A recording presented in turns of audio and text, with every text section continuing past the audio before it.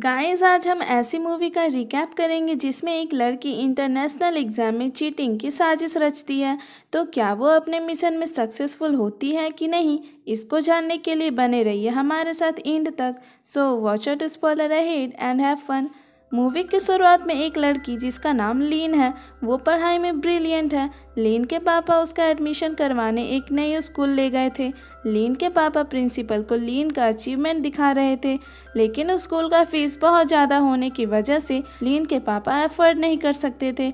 लेकिन वहाँ पर लीन का मैथमेटिक्स कैलकुलेशन को देखकर प्रिंसिपल बहुत इम्प्रेस होती है और लीन को फ्री में एडमिशन देने को एग्री हो जाती है। स्कूल में लीन की एक नई फ्रेंड बनती है जिसका नाम ग्रेस होता है।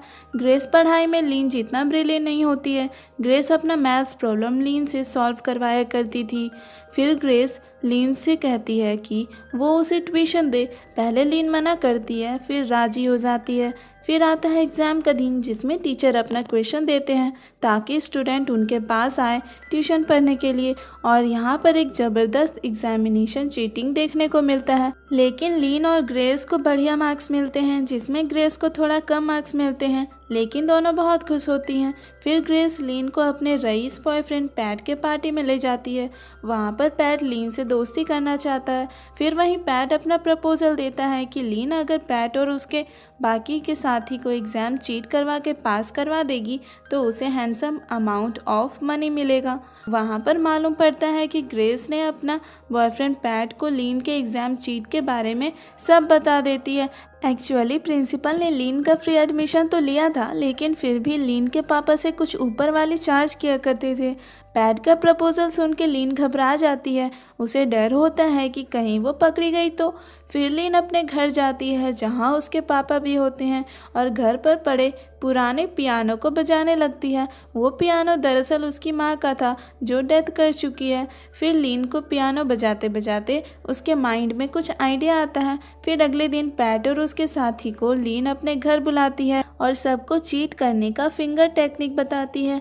जैसा कि पियानो को बजाने के लिए फिंगर मूवमेंट, अगर ऑप्शन ए रहा तो फिंगर ऐसे मूवमेंट करेगा, बी रहा तो ऐसे, सी और डी रहा तो ऐसे। फिर आते हैं एग्जाम का दिन। लीन सबको चीट का प्लान समझा दी होती है और सब पैट और उसके साथी टीचर के सामने में चीट करके एग्जाम में टॉप कर लेते हैं।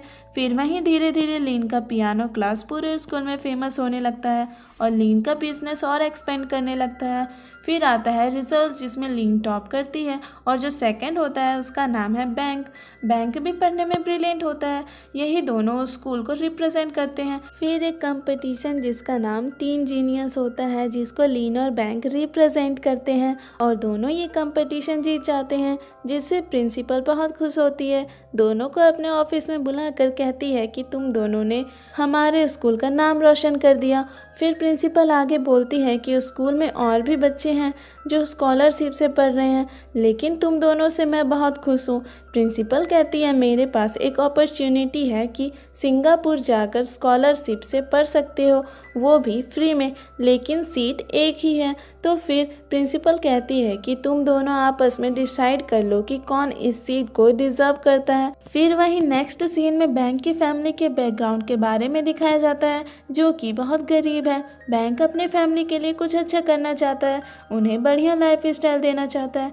फिर अगले दिन स्कूल में बैंक की क्लास का एक लड़का आता है और कहता है मुझे तुम्हारे नोट चाहिए, तुम्हारे नोट्स अच्छे होते हैं। लेकिन बैंक अपने नोट देने से मना कर देता है, रीज़न देकर कि उसे खुद पढ़ना है। फिर वहीं वो लड़का गुस्से में बोल देता है कि तुम तो किसी की मदद नहीं करते हो, लीन हम सब की मदद करती है, हम सबको नोट भी देती है, एग्ज़ाम में चीट भी करवाती है। उस लड़के का ये बात सुनकर बैंक को शौक लगता है और वो लीन को एग्जामिनेशन हॉल में नोटिस करने की सोचता है। फिर आता है एग्ज़ाम का दिन जिसमें क्वेश्चन पेपर अलग अलग सेट में बना हुआ था, जिसमें लीन का सेट ए मिला था और बाकी के साथी को अलग अलग सेट मिला था। जिसको ए सेट मिला था वो लीन से चीटिंग कर सकते थे, बाकियों का कुछ पता नहीं। लीन को चीटिंग करवाते बैंक देख लेता है और वो जाकर इन्विजिलेटर से कंप्लेन कर देता है कि लीन चीटिंग करवा रही है, लेकिन इन्विजिलेटर कोई खास ध्यान नहीं देता। बैंक की बात पर। लेकिन बैंक यहीं नहीं रुकता, वो प्रिंसिपल से भी लीन का कंप्लेन कर देता है। फिर प्रिंसिपल लीन को अपने ऑफिस में बुलाती है। जब लीन ऑफिस में पहुंचती है तो देखती है कि बैंक वहां पहले से मौजूद है। प्रिंसिपल लीन को कहती है कि तुम सबको चीटिंग करवाती हो। फिर लीन के फादर को बुलाया जाता है। प्रिंसिपल लीन के फादर को बोलती है कि आपकी बेटी एग्जाम में सबको चीट करवाती है, और लीन के फादर को बहुत बोलने लगती है। इससे लीन को गुस्सा होकर प्रिंसिपल से कहती है कि गलती मैंने की है, जो बोलना है मुझे बोलिए, मेरे पापा को नहीं। लीन के इस बदतमीजी से प्रिंसिपल को बहुत गुस्सा आ जाता है और लीन का सिंगापुर जाकर पढ़ाई करने का चांस खत्म हो जाता है। फिर लीन को घर पर उसके पापा से बहुत डांट पड़ती है। कुछ देर बाद लीन को उसके फ्रेंड का कॉल आता है और वो उसे एक होटल में बुलाती है और वो लीन से हेल्प मांगती है। वो कहती है, क्या तुम मेरे दोस्त को एक एग्ज़ाम पास करवाने में हेल्प कर दोगी? उस लड़के का पापा लीन से बात करने लगते हैं, जो उसी होटल में मौजूद होते हैं। एग्ज़ाम में हेल्प करने के बदले में लीन को 6 लाख रुपए ऑफर किया गया। लेकिन लीन और उसके पापा का पहले ही बहुत इंसल्ट हो चुका था एग्ज़ाम में चीट करवाने की वजह से, इसलिए लीन वहां से सॉरी बोलकर जाने लगती है। जब लीन होटल से बाहर निकल रही होती है तभी उसकी नज़र दीवार पर टंगी घड़ी पर जाती है, जहां अलग अलग कंट्री का अलग अलग टाइम जोन होता है। As we all know that world is divided into 24 time zone, मतलब कि जो नेशनल एग्ज़ाम लीन की फ्रेंड और वो लड़का देने वाले थे वो पूरी दुनिया में एक ही टाइम पर होने वाला था। एंड ऑफ कोर्स हर देश का अलग टाइम होगा। यहाँ पर फिर से लीन के दिमाग में ज़बरदस्त आइडिया आता है। वो सोचती है जिस देश में पहले एग्ज़ाम होगा वहाँ से वो क्वेश्चन पेपर पहले ले सकती है। फिर लीन उन दोनों को अपना प्लान बताती है। लीन बोलती है, इसमें हमें बैंक की भी हेल्प लेनी पड़ेगी। पहले मैं ऑस्ट्रेलिया जाकर एग्ज़ाम दूंगी, जिससे मुझे क्वेश्चन और आंसर का पता लग जाएगा और मैं तुम लोगों को घर आकर बता दूंगी और तुम लोग अच्छे से तैयारी करके जाना और एग्ज़ाम पास कर लेना। लीन का ये प्लान सुनकर दोनों बहुत खुश होते हैं। वहीं दूसरी तरफ हम बैंक को देखते हैं, जिसे कुछ लड़के मार रहे होते हैं और एक कोना में फेंक देते हैं। इधर लीन सबके साथ मिलकर इंटरनेशनल एग्जामिनेशन चीटिंग का प्लान कर रही होती है। लीन सब बच्चों को कलेक्ट करती है जिसको वो नेशनल एग्ज़ाम देना है, और वो सबसे कहती है कि अगर एग्ज़ाम में हेल्प चाहिए तो हमें कुछ पैसे दे, और सब रेडी भी हो जाते हैं। और फिर लीन सब बच्चों का एक ग्रुप बनाती है। फिर आगे हम देखते हैं कि वो अमीर लड़का जिसके फादर लीन को एग्ज़ाम में पास करवाने के लिए 6 लाख रुपए ऑफ़र किए थे, वो एक स्टेज पर चढ़कर सबको अपना प्लान समझाने लगता है।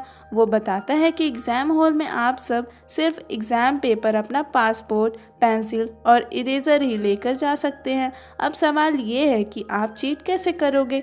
तो वो लड़का आगे बोलता है कि पहले लीन और बैंक ऑस्ट्रेलिया जाकर एग्ज़ाम देंगे और सब क्वेश्चन आंसर याद कर लेंगे। वहाँ से सबको मैसेज करना पॉसिबल नहीं है, इसलिए वो सबको बोलता है कि सब पेंसिल में एक बार कोड होता है।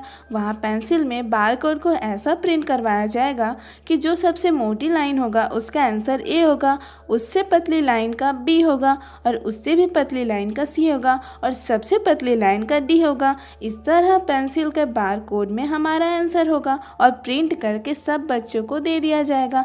फिर आगे बताया जाता है कि हमें पहले लीन के बनाए हुए प्लान को फॉलो करना है। एग्ज़ाम में ब्रेक के दौरान लीन और बैंक वॉशरूम जाकर सबको आंसर फॉरवर्ड कर देगी। लीन और बैंक 2 ब्रेक में सक्सेसफुली आंसर फॉरवर्ड कर लेती है, लेकिन वहीं तीसरी ब्रेक में बैंक को वॉशरूम में बहुत टाइम लग जाता है और दूसरी तरफ एग्जामिनर को भी डाउट होता है, क्योंकि बैंक कई बार वॉशरूम जा चुका होता है। एग्जामिनर आकर बैंक का वॉशरूम डायरेक्ट ओपन कर देता है। बैंक अपना मोबाइल फ़ोन बाथरूम में डाल देता है और वो पकड़ा जाता है। वहीं सेम लीन के साथ भी हो रहा था, लेकिन लीन अपना मोबाइल छुपाने में कामयाब हो जाती है। जब लीन वापस आती है तो बैंक अपनी जगह पर नहीं होता है। लीन को लग रहा था कि बैंक पकड़ा गया। फिर लीन नेक्स्ट राउंड के आंसर याद करने लगती है। फिर वो झूठ का वॉमिटिंग करने लगती है, जिससे इन्विजिलेटर लीन को बाहर जाने का परमिशन दे देते हैं। लीन बाहर जाकर आंसर फॉरवर्ड करने लगती है। वहीं दूसरी तरफ पैट और ग्रेस के पास लीन के पापा आते हैं और पूछते हैं कि लीन कहाँ गायब है। दरअसल लीन अपने पापा को बताए बिना ऑस्ट्रेलिया गई थी। पैट और ग्रेस लीन के पापा को देखकर डर जाते हैं, क्योंकि ठीक सामने मोबाइल में लीन का मैसेज आ रहा था।